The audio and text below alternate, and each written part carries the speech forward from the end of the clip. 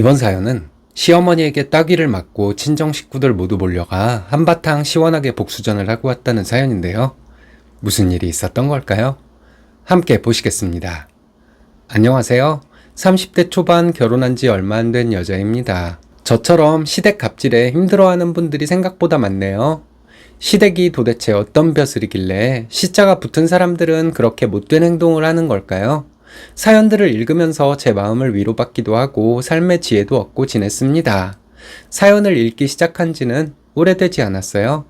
힘든 상황 속에서 사연들을 읽었고 제 얘기도 한번 써보고 싶어서 이렇게 컴퓨터 앞에 앉았습니다.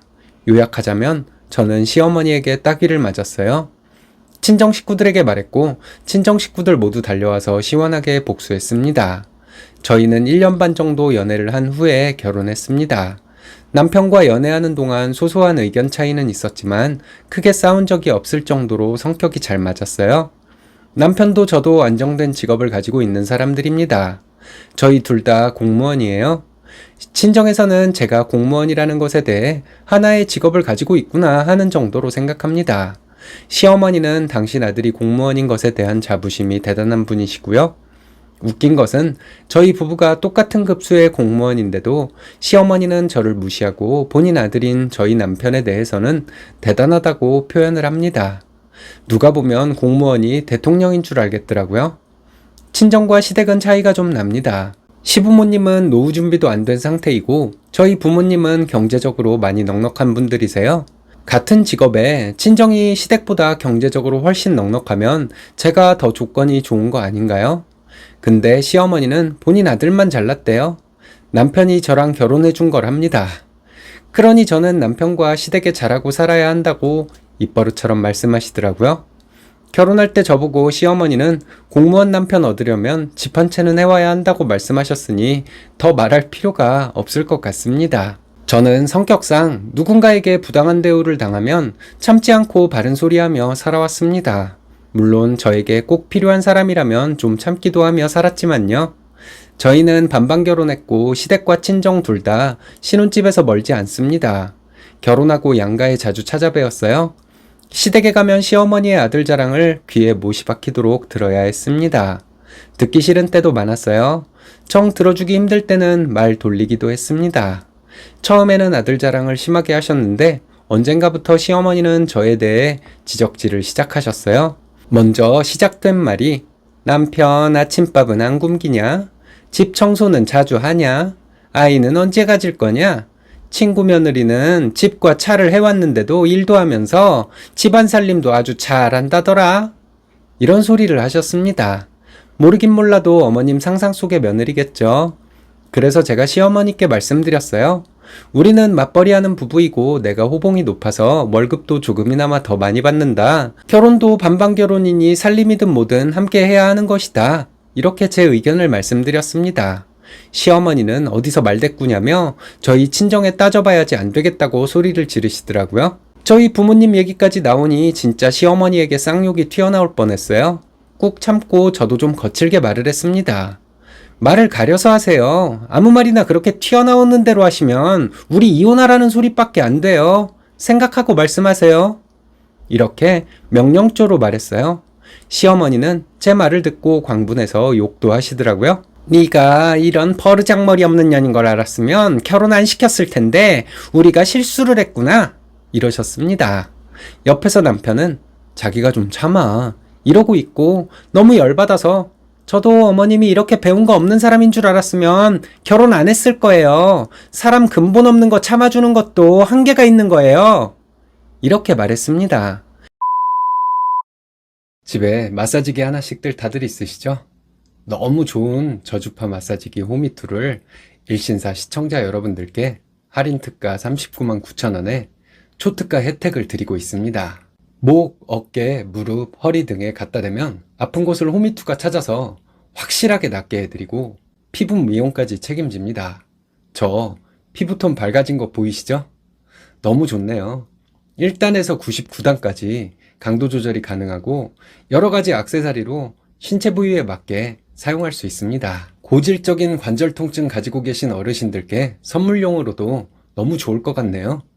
일신사 시청자들에게만 드리는 초특가 혜택, 많은 구매 부탁드립니다.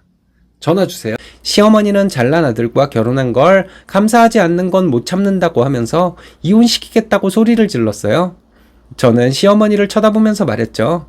없이 자란 남자 인성 보고 결혼했는데 이런 엄마 밑에서 자랐으니 본성이 의심된다고 했습니다.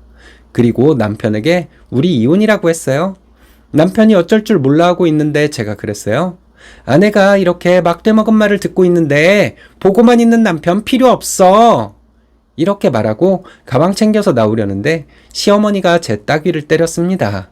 저는 시어머니에게 따귀를 맞고 곧바로 남편 따귀를 세게 때렸습니다. 시어머니는 욕하고 소리 지르며 발광을 하는데 제가 말했어요. 당신 아들 따귀 맞으니까 기분 나빠? 우리 부모님이랑 오빠도 내가 따귀 맞은 거 알면 상당히 기분 나쁠 거야. 내가 지금 당신 따귀 때리려고 하다가 차마 그럴 수 없어서 남편 때린 거니까 고맙게 생각해. 나 병가 내고 병원에 입원할 거야. 입원 오래 하고 있으면 전치 몇 주가 나올지 몰라. 구속될 준비나 해. 이렇게 말하고 시댁에서 나왔어요. 그리고 친정으로 가서 전부 말하고 이혼하겠다 했습니다. 저희 부모님은 화가 나셔서 오빠에게 전화로 당장 시댁으로 오라 했고 다 같이 시댁으로 갔어요.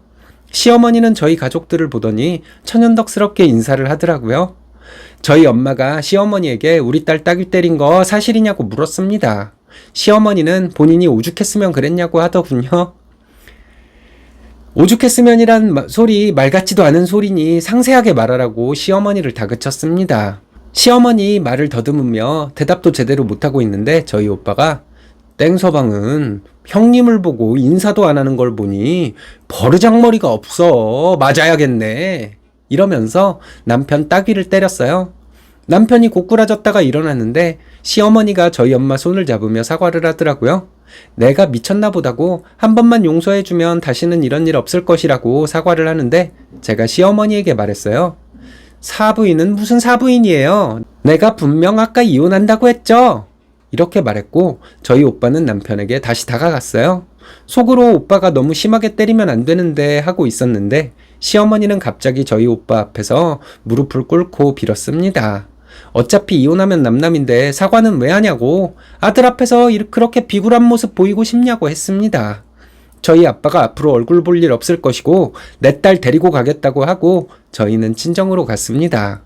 남편은 자기가 진작 나서지 못한 것이 잘못이다. 다시는 이런 일 없도록 하겠다. 이렇게 사과하면서 며칠이 지났어요. 남편은 친정부모님께도 전화로 계속 사과를 했고 찾아와서 또 용서를 구했어요. 남편이 계속 사과를 해서 저는 못 이기는 척 집으로 들어왔습니다. 친정에서 집에 들어온 지 4일 되었네요. 남편은 참 착한 사람이에요. 드센 엄마 밑에서 순한 양으로 자란 사람입니다. 그런 성격 때문에 중간 역할 제대로 못한 것도 알고 있어요. 하지만 나설 때는 나서야 하잖아요. 앞으로는 잘하겠죠. 다음 주말에 시댁에 가기로 했습니다. 빨리 가보고 싶네요. 시어머니가 어떤 태도로 나올지 궁금해요. 그렇지는 않겠지만 시어머니가 또 정상적이지 못한 행동을 하면 막말 좀 해드리려고요.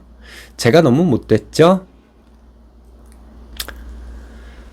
여장부시네요. 친정 부모님과 오빠도 멋지십니다. 막대 먹은 사람에게는 이렇게 눈눈이로 대응하는 것이 최고의 방법인가 봅니다.